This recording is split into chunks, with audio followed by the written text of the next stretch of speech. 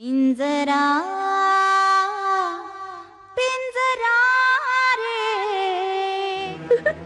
रे काल तू आले नसतीस ना तर आज मी तुला दिसलोच नसतो बघ. नाही, असं नाही बोलायचं बाबा. जे जे संकट होतं ना ते टळलंय. तुम्ही नाही रडायचं. अगं तू सुखी व्हावंस म्हणून हे सगळं करतोय ना. मग हे काय होतंय? बाबा, जे काही होणार आहे ते चांगल्यासाठीच होणार आहे. ताई, असं बोलण्याची माझी तरी आता हिंमत राहिलेली नाही. ही चिठ्ठी वाचल्यावर तर नाहीच नाही. तुम्हाला काय वाटतं ते नारायणीच्या पोटात जे मूल आहे ते वीरचं असेल? असेल म्हणजे काय असणारच. ईरचाच पोरगा आहे तो. तनुबाईचा चेहरा माझा केवढा उजळलाय तो. असं आहे वय?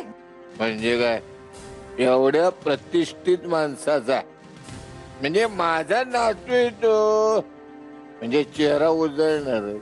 ओ मिसेस, हा बोला. एक काम करा, तनुबाईने इकडच बोलवा. तिच्या या एका गोष्टीमुळे माझा संसार धुळीला मिळू शकतो. हे बघा बाबा, जेवढा माझा परमेश्वरावर विश्वास आहे ना तितकाच माझ्या वीरवर आहे.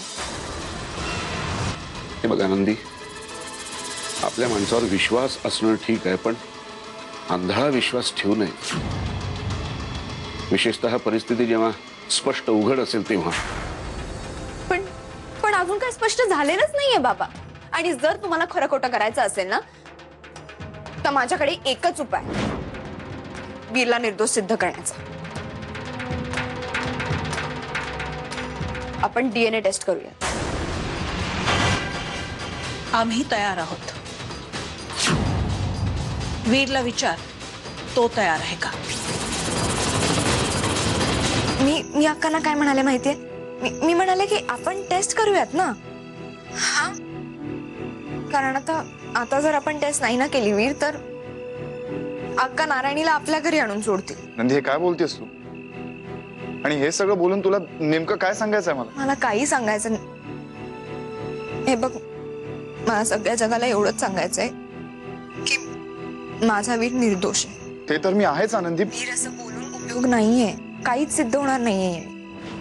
आपल्याला असं ठोस पाऊल उचललं पाहिजे. आनंदी, कुठलंही पाऊल उचलायच्या आधी आपल्याला 10 वेळा विचार करावा लागणार. कारण या मायलेकींच्या अशा वागण्यामुळे दिवसेंदिवस माझा विश्वास खचत चाललाय.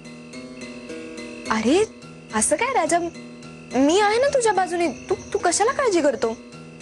पण हे बघ, आता आपण माघारी नाही फिरायचं. अरे ज्याला कर नाही त्याला डर कशाला? एक मिनिट ऐक आनंदी, तू आधी घरी ये, मग बोलू आपण. मला तुमची मनस्थिती कळतीये. आनंद अगं, मी फक्त माझ्याच नाही ग, एकंदरीतच सगळ्या बायकांच्या मनस्थितीबद्दल बोलत होते. मला फक्त इतकंच म्हणायचंय की कधी आंधळेपणाने आपल्या नवऱ्यावर विश्वास नको ठेवूस. अनुकूल परिस्थितीत प्रेम करणं खूप सोपं असतं, पण प्रतिकूल परिस्थितीत जर ती तुझ्या बरोबर असेल तरच ती तुझ्यावर खरं प्रेम करते.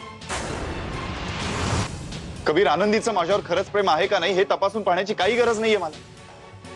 तू सारखं माझ्या आनंदीच्या प्रेमावर का संशय घेतोस? तू मला नारायणीच्या प्रकरणातून बाहेर पडायला मदत कर ना. सारखा आपला आनंदीवर. बघ, तू तिला जास्त चांगलं ओळखतोस, तुला खात्री आहे. ठीक आहे, पण जर हे सिद्ध झालं की नारायणीच्या पोटात जे मूल आहे ते तुझं आहे, तरी आनंदीनं तुझी साथ द्यायला हवी. माझं एवढंच म्हणणं आहे. आणि हे बघ, काळजी करू नकोस, मी आहे तुझ्या बरोबर. फक्त एक लक्षात ठेव, काहीही झालं तरी डीएनए टेस्ट करायची नाही. आनंदी कितीही दुखावली गेली तरीही. पिंजरा